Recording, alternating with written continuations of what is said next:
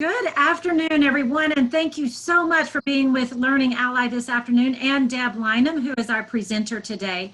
Today, she's going to be sharing with you about how to get organized and start advocating. We can't wait for the presentation. Deb's got a lot of great things to share with us today. But before we get there, let's walk through a little bit of housekeeping tips to make sure that you have a great experience today.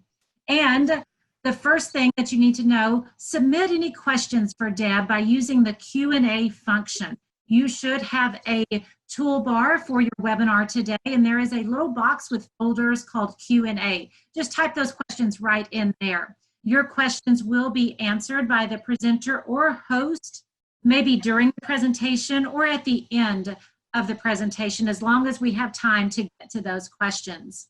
This recording and any handouts are going to be available for you within 48 hours. Remember that, the entire recording, and Deb has a great handout to share as well.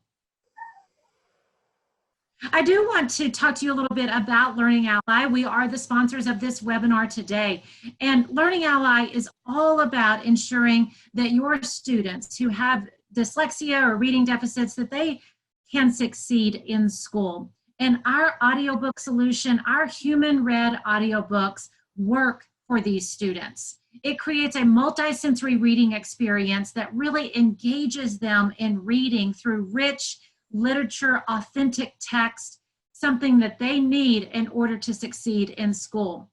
Your child or family can access over 80,000 human-read audiobooks by getting access to our service. Our audiobooks include textbooks, and it's just a better, higher quality reading experience with that human-read voice.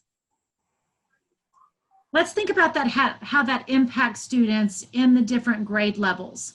So in elementary school, as your students are building up their foundational skills in reading, and they need that explicit instruction, evidence-based instruction, in order to understand how to decode and build those skills. And while they're doing that, they still need to get access to their grade level content in order to keep up, build and increase that fluency, vocabulary, their comprehension. And when they get access to Learning Ally, they can use it as an accommodation at home or in school. In middle school, Learning Ally really levels the playing field. We know that students now most likely transition from class to class. Their workload becomes more intense, and they can start to find those textbooks because they need to read and write across the curriculum.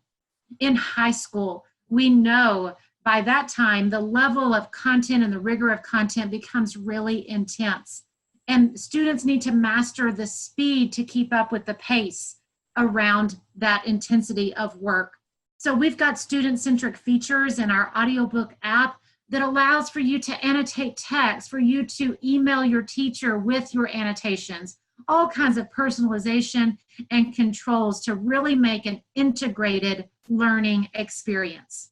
What I want to do right now is to launch a poll for all of you that are with us today to help us better understand about what grade level your students are in. So we've got this poll coming up. And if you don't mind, just go ahead and start answering that poll.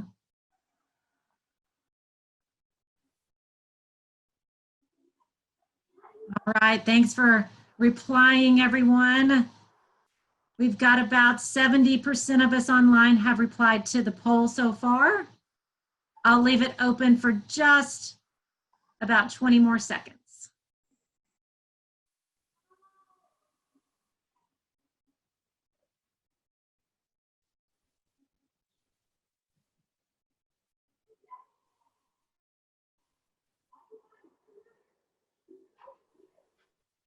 All right, thanks everyone. It looks like that we've got 56% of our audience have students in elementary school, 46% have students in middle school, and then 15% of us online today have students in high school. That's a really great understanding too for Deb, who's going to be presenting our content today.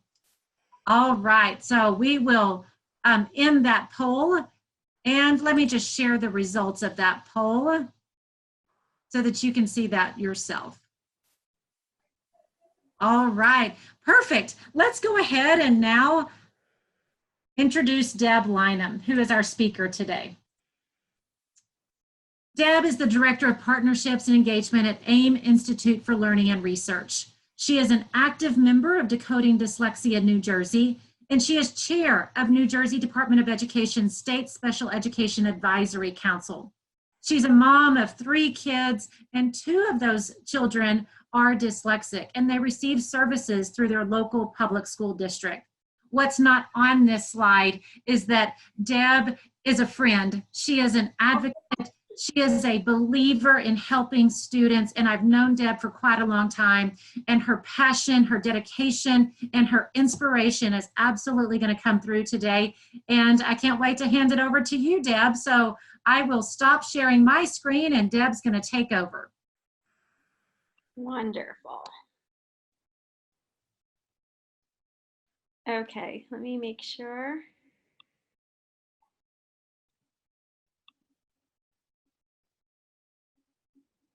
Okay, are you seeing? Almost. Let's see. It says that you have started sharing your screen, but we see a black screen so far. Oh, darn. Okay, hold on.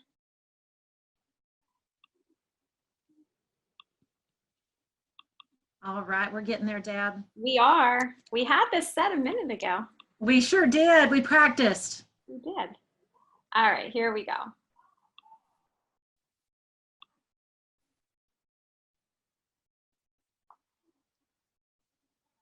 All right, look good now? Yep, it looks great. Excellent. Thanks so much for your patience, everyone. Tech is always the really scary part of these things. So thank you so much for having me. I was so excited to hear from my friend Terry and everyone at Learning Ally. I was really excited to be invited to join you this afternoon. This is a presentation on getting ourselves organized as parents so that we can be the best advocates that we can be for our kids.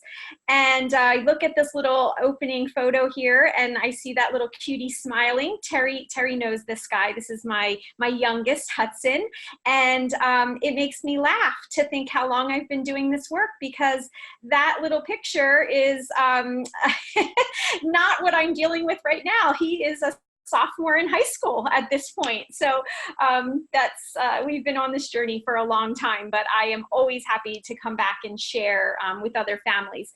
So the picture that you're seeing here is actually Hudson's binder, his advocacy binder that I was using when he was in early elementary school, 1st grade, maybe kindergarten, 1st grade.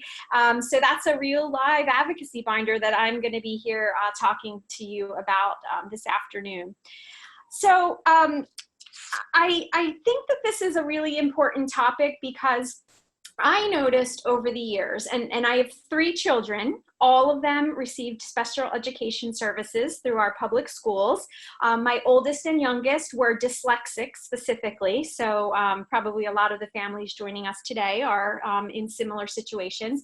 And I really learned early on in the process that to help myself feel like I had sort of a sense of control over the situation, and I knew next steps, that I needed to be very organized and keep everything in line and in order, because there were so many pieces that were actually out of my control and left me feeling frustrated, or left me feeling that, I just didn't know what the next step was going to be. So in this one area, organizing my child's documentation, keeping everything organized, getting my resources in line, this was one area that I did, that I was able to really kind of execute a little bit of a sense of control over things. So I love sharing this information with other families, because if I can be a small part of helping you get that little sense of like, okay, I got this. If I can help you get that in place, like it means the world to me.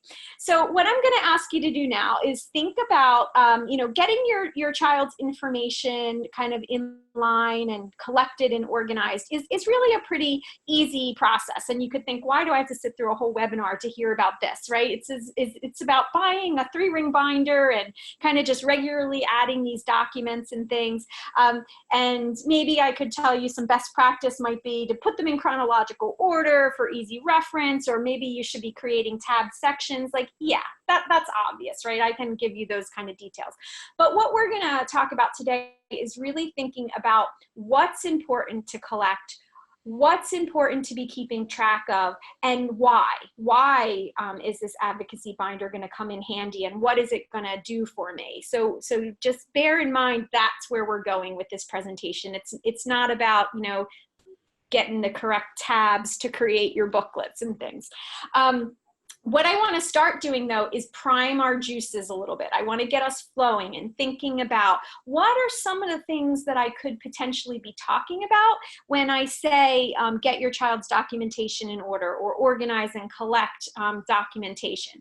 So some of the things that I want you to be thinking about as important pieces to this advocacy topic are things like, of course, report cards, any state assessment reports or data that's coming into you as a parent.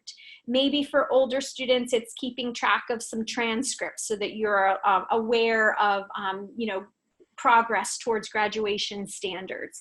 Definitely all of our special education documentation, IEPs, Section 504 plans. If you're not in a public school setting, your education plan might have a different title, a different name.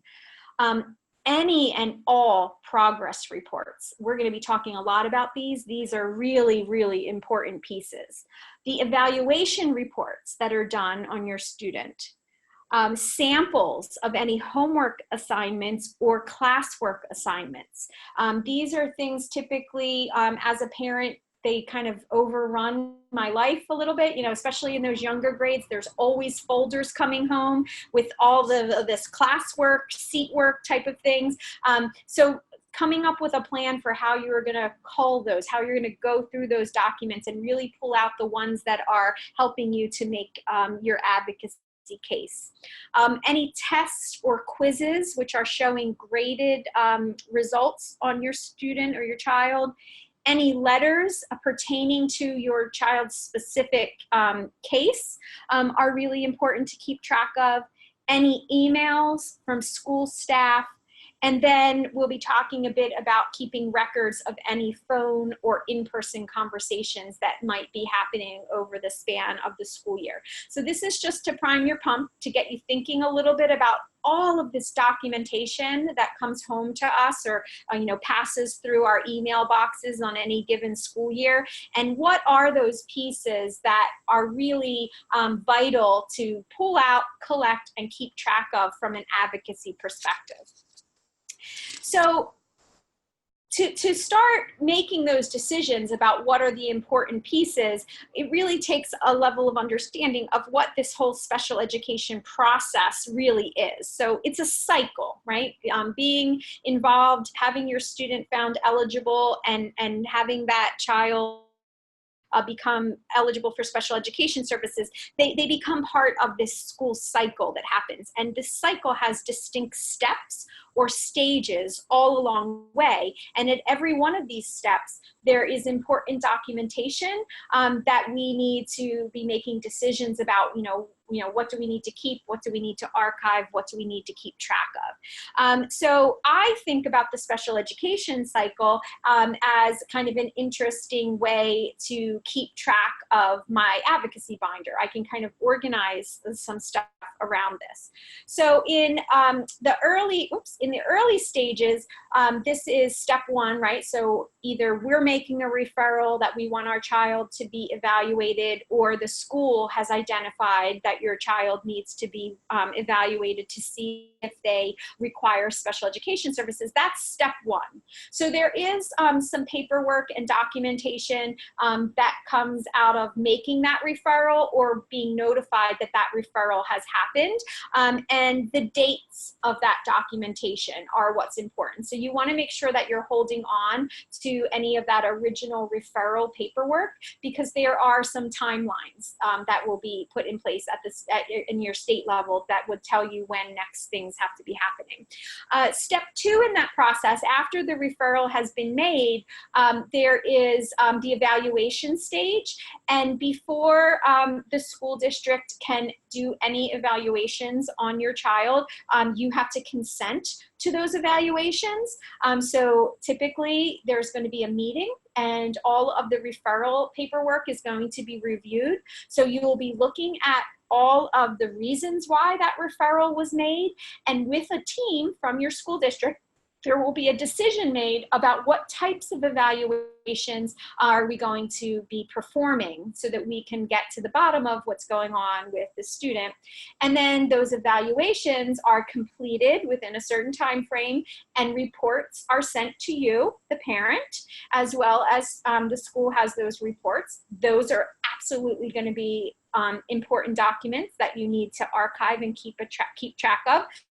And then there is typically going to be another meeting in step three where you come together to discuss all of those evaluation reports, and ultimately the team is going to make a decision whether the child is eligible for special education services or not. So all through that process, there's going to be documentation about the steps happening and the timeline of those steps, but of critical importance are those evaluation reports. So you want to make sure that in these initial stages that you are getting those reports, you're reading them, and you are archiving them within your binder. One of the things that I did early on when I would get these evaluation reports, I would set myself up that I'm going to have some time to read through everything, and I would actually have two different colored highlighters.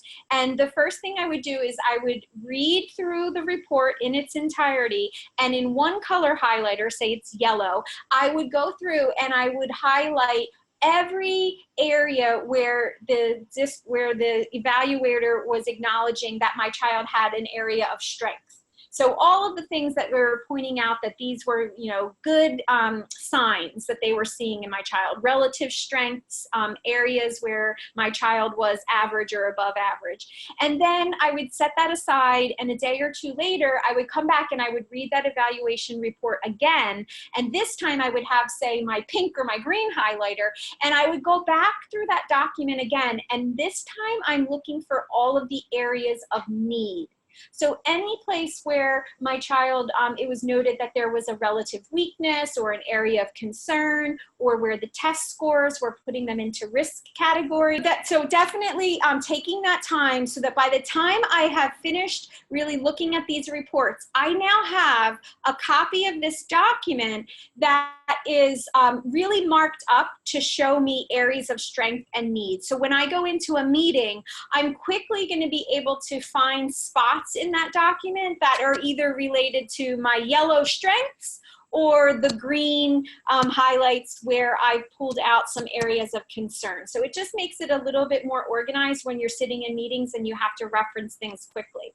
And if I didn't say this at the onset, anytime these reports or this documentation is coming in and I'm going to be making notes on it or highlighting on it, I always make a copy in order to make those types of notations. And I keep the original in its original format, because if I ever need to share these documents with other individuals, I want to be able to share a nice clean copy and not something that has handwritten notes and highlighting scratched all over it. So if I didn't say that in the beginning, that is vitally important. And for everything that I'm still going to be talking about this afternoon, the same thing applies. If you're making notes, you're making them on a copy. And then the next area that we move into is step 4. So if your child is determined eligible for special education services, the team is going to start developing a document called the Individual Education Program.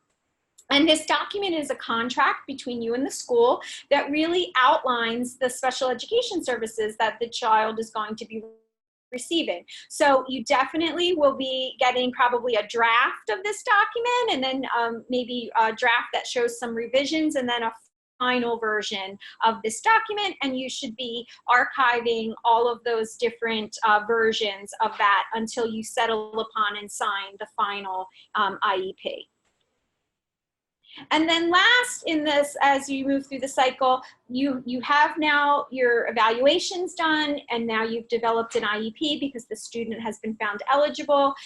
Now the steps 5 and 6 are really about implementing that IEP in the school setting, right? So bringing those services to life for the child in the classroom. And step 6, which is monitoring that IEP. So watching closely to make sure that those services are appropriately being delivered and that the student is responding to the services and the supports that you've outlined. And then last, you see we move into step 7. This would be a annual review period. So every year after the individual education program has been completed, the team is going to meet again, and you're going to be developing a new IEP document for the next school year. And then every 3 years, you're actually going to be pumped back into the system again. And you can see the little arrow sending you back to step 3, where now they're going to be doing evaluations again. And at that 3-year point, there's going to be another determination of eligibility meeting to be sure that the student still qualifies for special education services. So during these steps and cycles, you're going to be getting documentation on progress monitoring data. Very, very important. I mean, this is really the gist of why we have to be organized and keep track of all this documentation, because we need to be assured that this IEP program is actually working for our child. So we'll be keeping track of all of that data and information. It's also important as a step in monitoring the IEP that we be keeping track of our own student samples, and we're going to talk a little bit about what we might be looking for in those.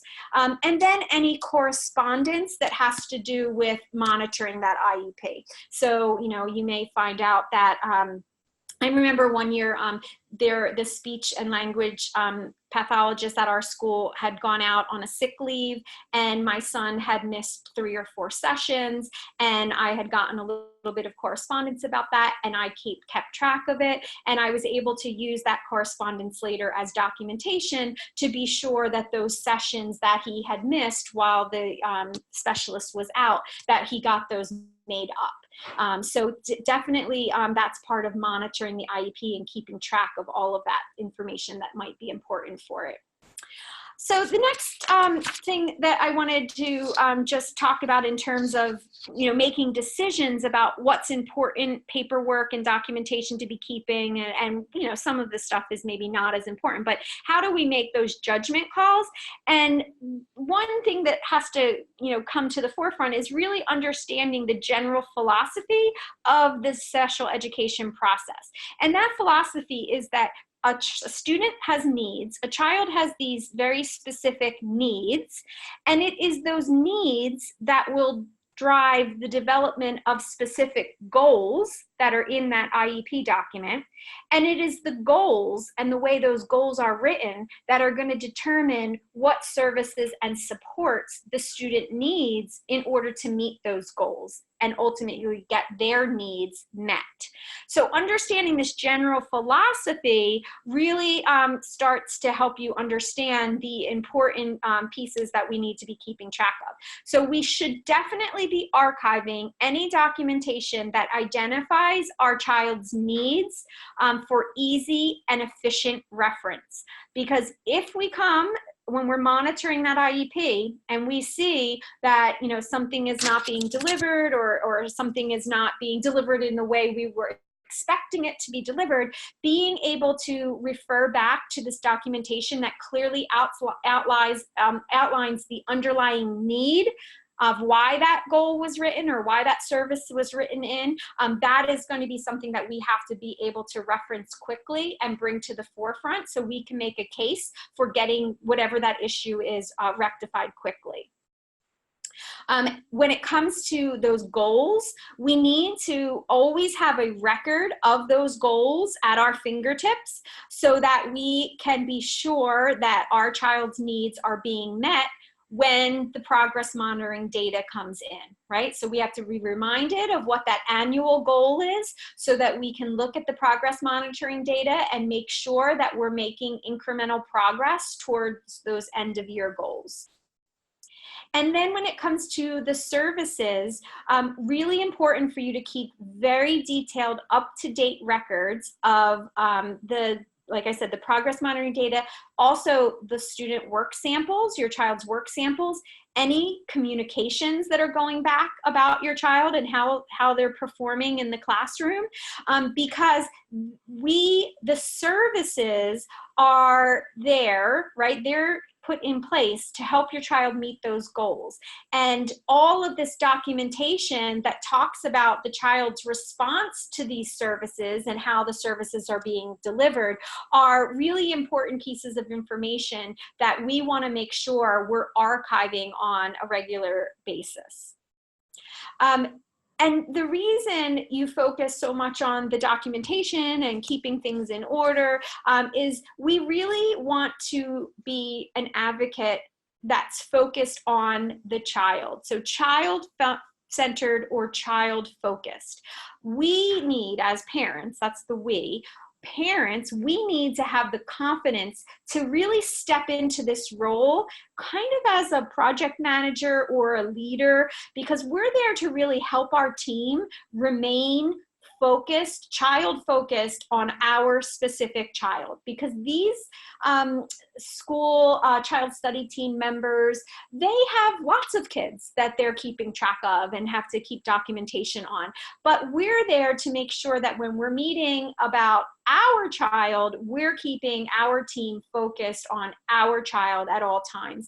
And I'll tell you what, being able to talk with really objective data, information, documentation can be extremely helpful, because it kind of, it keeps us from getting into the realm of emotions kind of running the game, or, you know, how are the relationships developing, and is this rocky versus this one's working okay. So if we can be very organized and really always kind of keeping everything focused back to those needs and the goals and the services that we've all agreed upon to meet those goals, it can be helpful.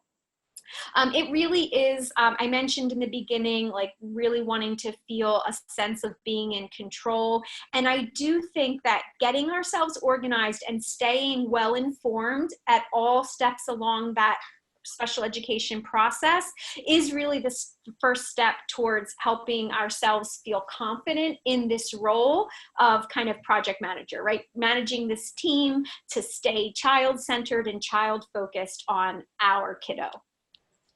Deborah? So, yes. I'm sorry to interrupt you, but we got a question in that I think you should answer before you go forward.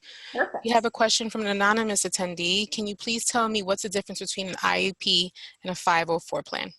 Excellent. That's a great question. So Section 504 of the Rehabilitation Code is a civil rights protection. It's a piece of legislation that outlines that individuals with disabilities cannot be discriminated against.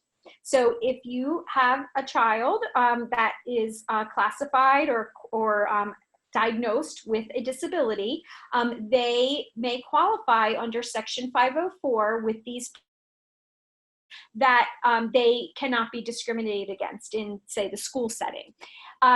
This is kind of an overarching piece of legislation or a protection, because if your child has an individual education plan, that automatically places them into a scenario where they also qualify under Section 504. Because the IEP, that document that gets developed, is actually a contract which is stating that the school district is acknowledging that your child is an individual with a disability. So that IEP is kind of that documentation that's saying, yes, we acknowledge that this is an individual with a disability, therefore that disability has been documented, which means Section 504 is a protection that is granted to that individual.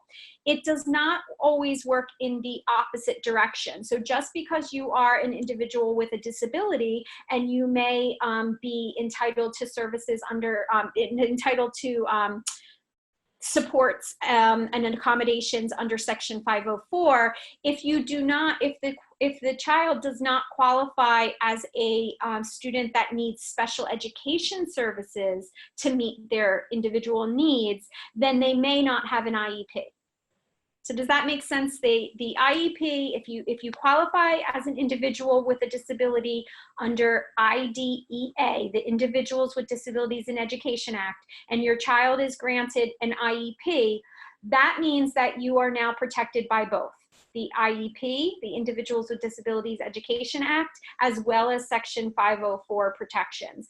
But there will be instances where there are individuals that have disabilities and they qualify for that civil rights protection, but they may not necessarily need special education services in order to meet their needs. Perhaps they can do well with just a Section 504 plan, which gives them accommodations and some certain, supports in the classroom that will help them. But there's a distinction that these individuals may not need special education services. Okay? Thank you. Great.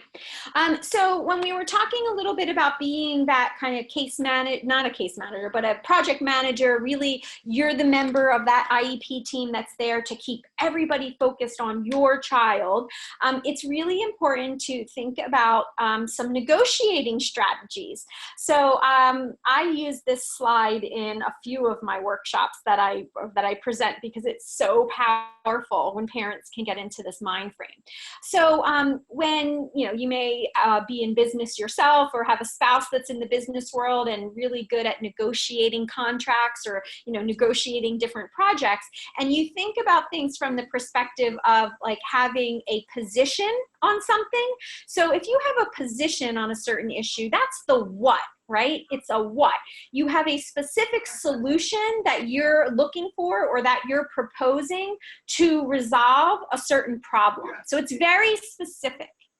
Then if you are thinking about it from a little bit of a different angle, when we think about it from an interest perspective, the interest is the why. It's the underlying need or the underlying desire that gives the position or the what its life.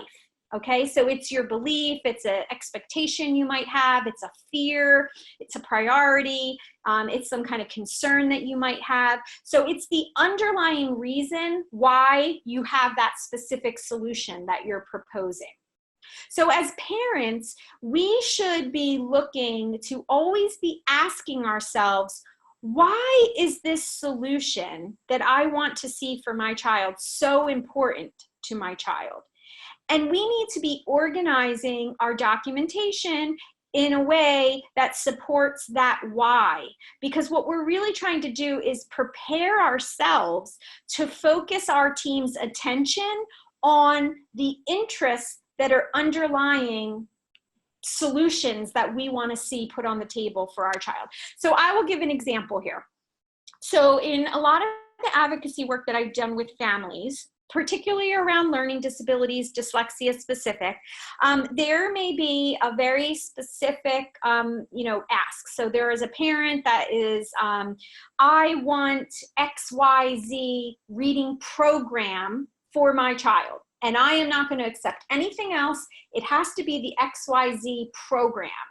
And if you don't provide that for my child, there's nothing else I'm willing to, accept. That's a position. So you are setting up the school district to say yes or no to whether they're going to provide your child with the XYZ reading program. The shift that is really powerful is if you now, instead of negotiating or advocating from a position, if you advocate from the underlying interest. So my child, based on the evaluation reports and the documentation that you've provided me, is struggling in the area of letter sound correspondence and decoding skills. They really don't seem to be doing well when we're asking them to decode words when they're reading independently. I need a reading program. My child needs, I'm going to rephrase that. My child needs a reading program that is designed to work for students who have these underlying decoding deficits, or whatever the issue might be. That XYZ is a program that's designed to work with a certain type of student. You need to really explain and make your point around why this type of reading program is what's needed for your child, because we have to remediate these very specific weaknesses. So I'm expecting you to come up with a program, a reading program that has those components that are going to meet my child's needs. So now you've put a problem on the table because you've outlined your child's needs, and you want the team to come to the table to problem solve around how they are going to now meet those needs. And now it's not yes or no to XYZ, but it's, oh, well, we don't have XYZ, but perhaps that's an option. But what we do have is this teacher over here that is trained in ABC. And ABC is a program that is documented, that has, research and evidence base behind it to meet this child's needs, the needs that you've just outlined here.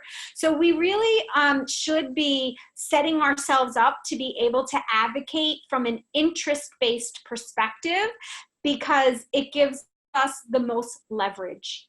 The laws and the legislation is not set up for schools to be obliged to make decisions based on parent preference.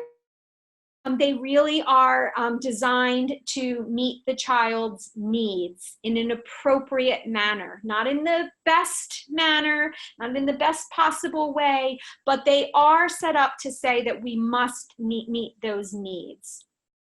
So let's talk a little bit about the types of documentation that we're talking about here. So your child's present levels of performance, that section within the IEP is really important to have as a reference for yourself.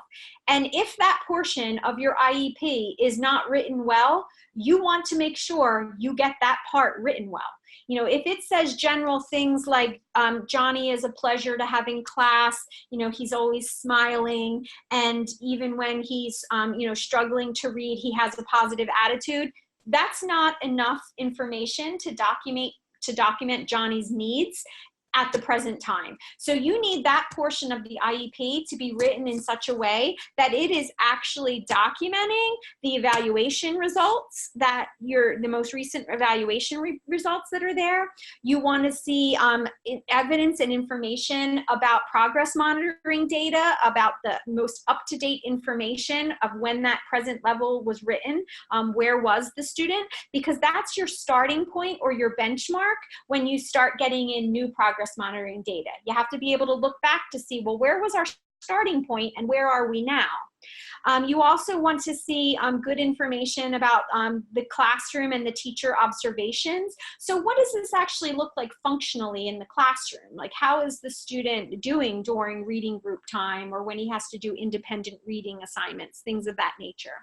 You're also going to want to be documenting information in general way about the child's grades, but where this comes in as tremendously important is your documentation of those grades in relationship to whether or not accommodations or modifications were in place.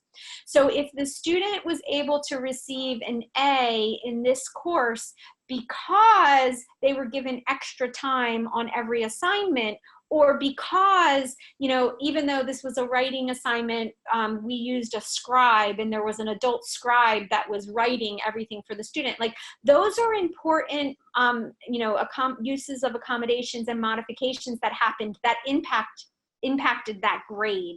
So you want to make sure that you're documenting all of that.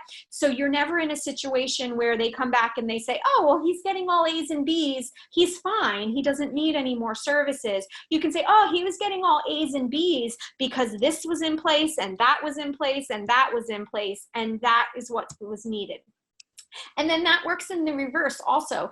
What if there was a decision to take away those accommodations and then you see the grades start to fall? You're able to go back and say, well, look how well he was doing when we gave him the appropriate supports that he needed to mitigate his areas of weakness. Look at what his grades were then compared to now.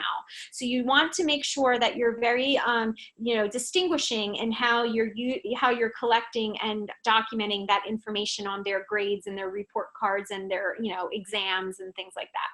And then there could be other important information that really gets at needs, such as any behavior data. So if you have a child that you don't feel is being supported well and you want to make a case for more improved services, maybe there's something that's happening from a behavior perspective in the classroom that if you can show, that kind of trend, you can make a case. And then also I encourage parents to think about homework data. So your child is very conscientious, coming home each evening and spending 2 hours on homework assignments that maybe it only takes 30 minutes for his typical classroom peer to complete. I recommend that parents develop homework logs to keep track of that. So, Johnny completed this reading assignment and he started it at 6 p.m. and he finished it at 8 p.m. And that's just a record for you if you know that your child is really putting in all of that extra energy and time. And there may come a point where it is really important to acknowledge that maybe the grades are dependent on the extra time and effort that's going into it, and you want to acknowledge that. Or perhaps that's evidence that an assistive technology tool or a accommodation would actually support this student because it shouldn't be taking him 2 hours to do this kind of work, and vice versa.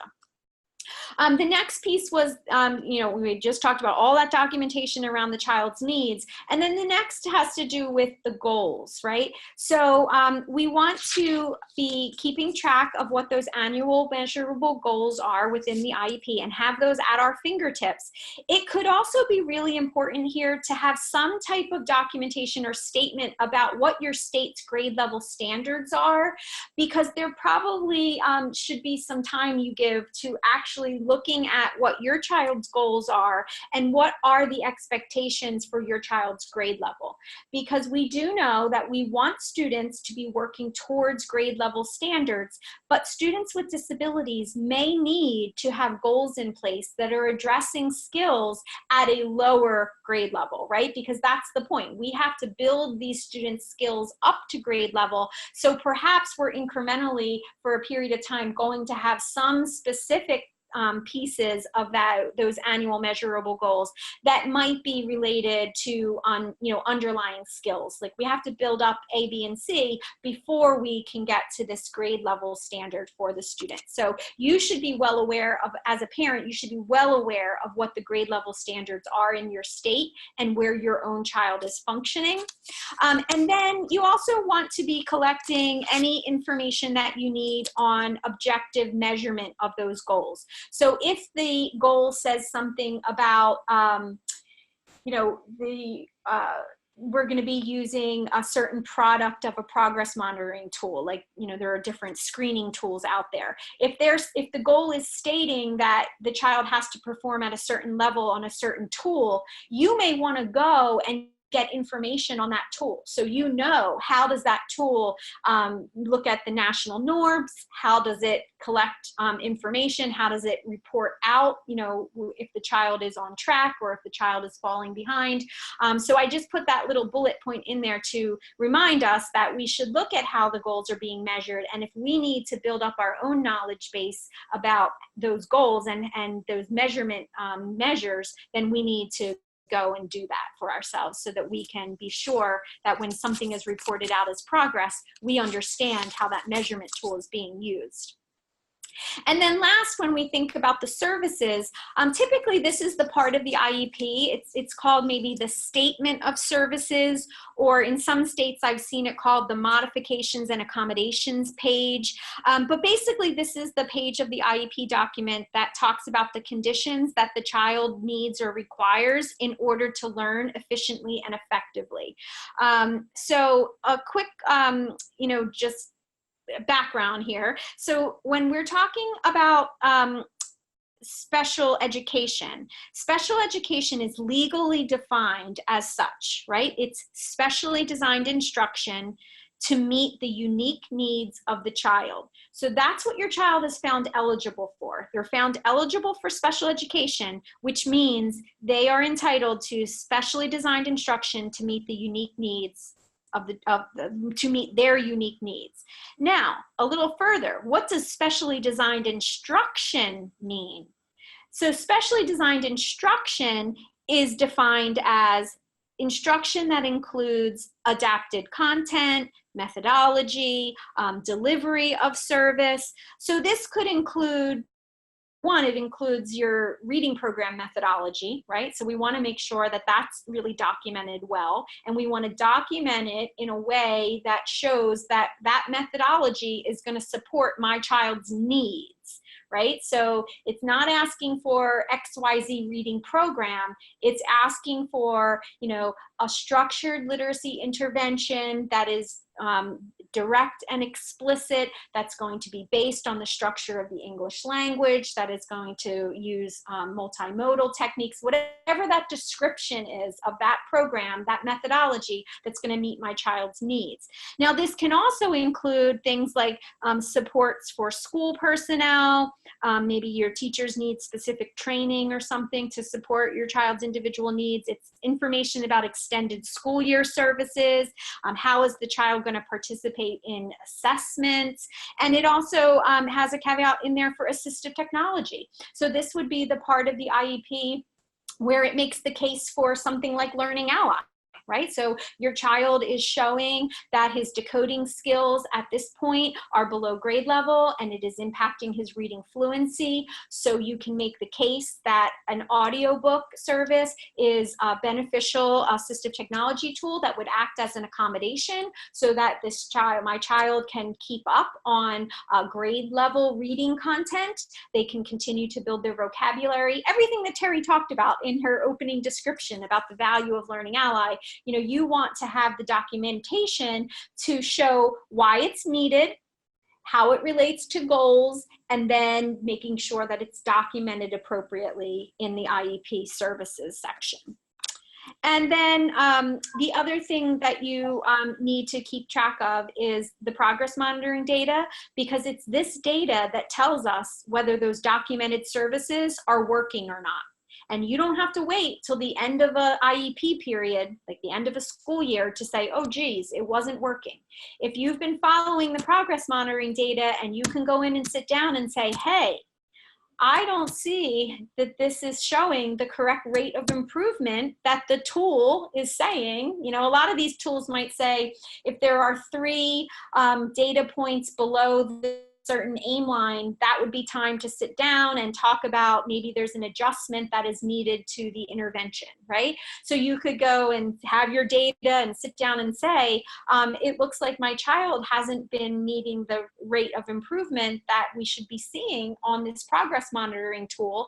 Can we sit down and talk about what's going on? You don't have to wait for an IEP to end to find out that progress wasn't made. You can be keeping track of this all along the way. And another way you can do that is through student work samples, being able to show that, you know, this is what the progress monitoring data is showing, but let's really look at what this looks like in real life. So these are homework samples, these are classroom samples. Like, it doesn't seem that he's generalizing this to his general, you know, workload. He might be able to do it during his pull-out instruction time, but when he goes back into his social studies class, he's not able to pull through, you know, these strategies and these techniques. So all of those pieces of documentation are really important. So the reason I harp on this, because I really do want parents to be really organized, is because being organized is being prepared. And I see it as a way to really set ourselves up to be successful if we ever have to make use of our procedural safeguards, right? So if we ever have to go into a situation where we're in a facilitated IEP situation, or we have to go to mediation or a resolution meeting, or, oh my gosh, we have to file for due process and go in front of an impartial hearing officer, or maybe we're filing a state complaint because there are some compliance issues that aren't being dealt with appropriately. If you are organized, you are then prepared to make use of these procedural safeguards in the most efficient way, because you will have all of the documentation ready to go to make your case for why these services and these goals may not be aligned to my child's needs, right? So that's the whole point. And when you go into these procedural safeguards, you have to make a case that these services are not, or these goals are, or I should say that these goals and the services that are connected to those goals have not been aligned to the actual needs, or they are not helping to have the child make progress on those needs. So being organized is just kind of the first step to setting yourself up to being prepared for that in the future. And like I said, it allows us to be really objective in what we're talking about. And it doesn't have to do with, well, I don't get along with that teacher, or I don't feel that this child's study team has my child's best interests at heart. We can really sit down and just talk about this through the documentation and the data. So as we bring this to a close, just some general organizational tips. Always in writing. And if you are ever in a situation where a conversation happens in the hallway or out on the schoolyard or on the phone, one of the recommendations is going to be to follow that conversation up in email, recapping that discussion so that you have a formal account in writing that you can put into your advocacy binder, because you really do want to set yourself up to make sure you have that paper trail, okay? You want to organize your resource information. So you're going to be investing a lot of time in learning all you can about your child's learning disability, and you'll be seeking out kind of different organizations that can be helpful to you along your journey. And as you're collecting these different resources and things to help you understand, your current situation, your child's current situation, make sure you're also archiving and documenting those things, because I guarantee you will be going back to those real gems that you've found over time. You'll be going back to those time and time again. And you may even be in a situation where you're in a certain meeting where you can pull out those resources and share them with other members of the team. So be sure that you're also organizing and archiving all that good research and resource information that you're collecting. And then making sure that you're observing and recording, and all of that is going into your advocacy records. So jot down, keeping a log or a notebook where you can jot down any of your thoughts during homework time, or when you're watching your child study, or if you're watching them read during, independent time at home, they're reading on their own. Your daily observations as a parent at home are just as important as those school observations and teacher observations. So have a way that you can collect those on a regular basis and adding those to your records also. So in the handout, I'm going to leave you with one takeaway little tool here, something that I've used for years. I don't use them anymore because I think Hudson would kill me if I sent something like this into all his high school teachers. But when he was in elementary and middle school, we worked on these and sent them in all the time. It's an IEP highlights document.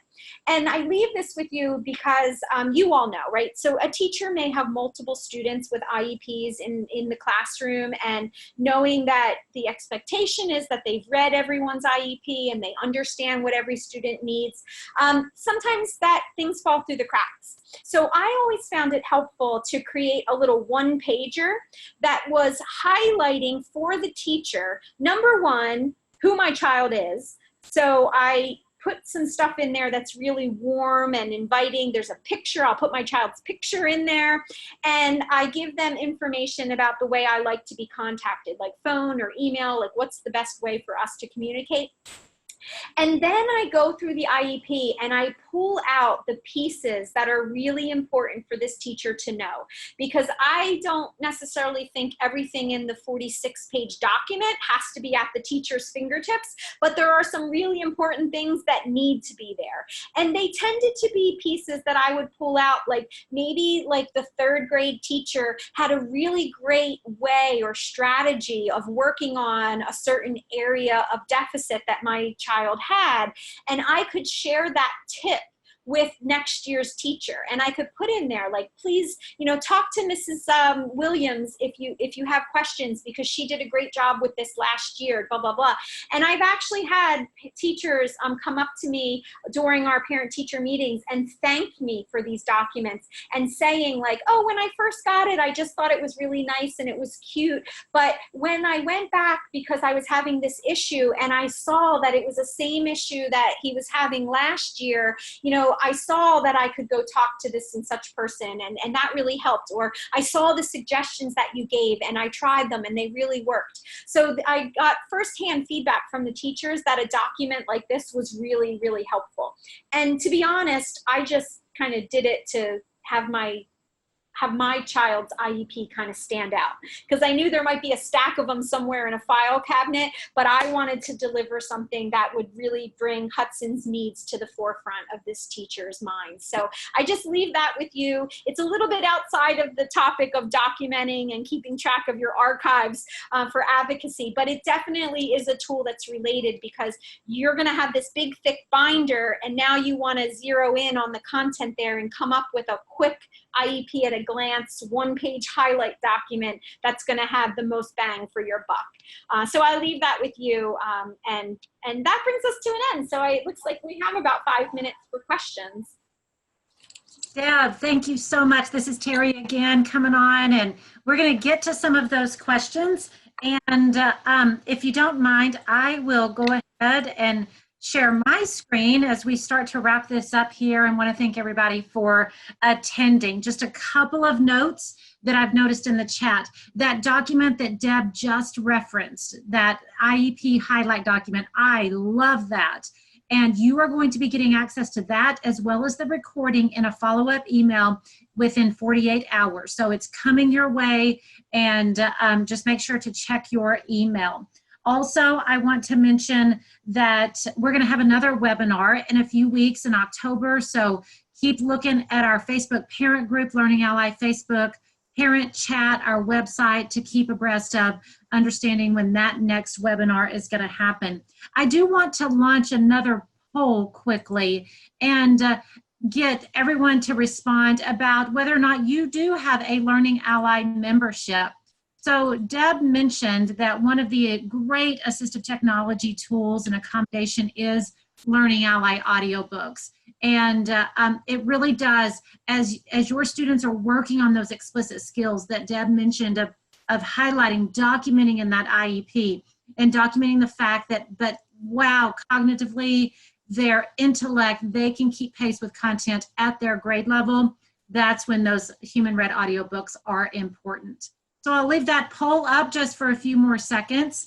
And I do want to get to some of the questions that were asked. Some of you had questions about Learning Ally, not only for parents, which you can find from our website at learningally.org, but for schools. We do have Learning Ally for schools as well, where you can purchase site licenses for all of those students that qualify.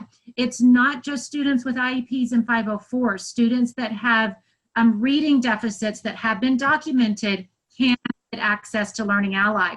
So don't think it's just for your students with IEPs and 504s. It really can serve a broader number of students. So Deb, let me get to some of the questions here. Sure. A lot of the questions really came into, I think I can kind of condense them into a bucket. So yep. You mentioned so many great things about documentation, about how to take your position and stance as an advocate for your child. What if you go in knowing that your child needs a particular tool, a particular program, but the school says, no, we don't offer that here. We think that this XYZ is better. how do you position yourself and advocate when you know what the research says? Yes. Well, unfortunately, the way the system is set up, it is not designed, like I said, to abide by a parental preference for a tool. So you really want to make sure that you're getting in writing documentation about why you are requesting a certain tool or service. And if you can, maybe not mention them by brand name, but like I said, from a descriptive point of view, like this is a tool that will meet the needs and outline what the needs are, and then describe how the tool will meet those needs.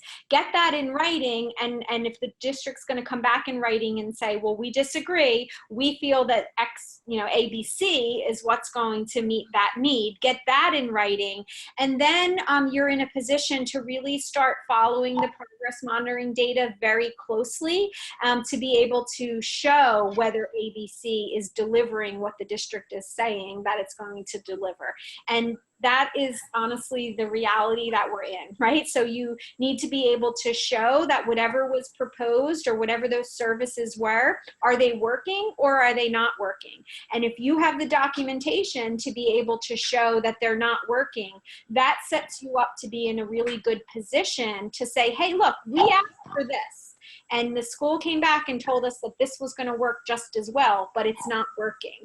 So if you have that documented to be able to get in front of, a mediation or a due processor, a hearing officer, and say, this is how this all happened, and now we're at a position where progress is not being made. What's next? That documentation can be really helpful to move you in the direction of getting that program or tool or service, whatever it was, that you were originally asking for.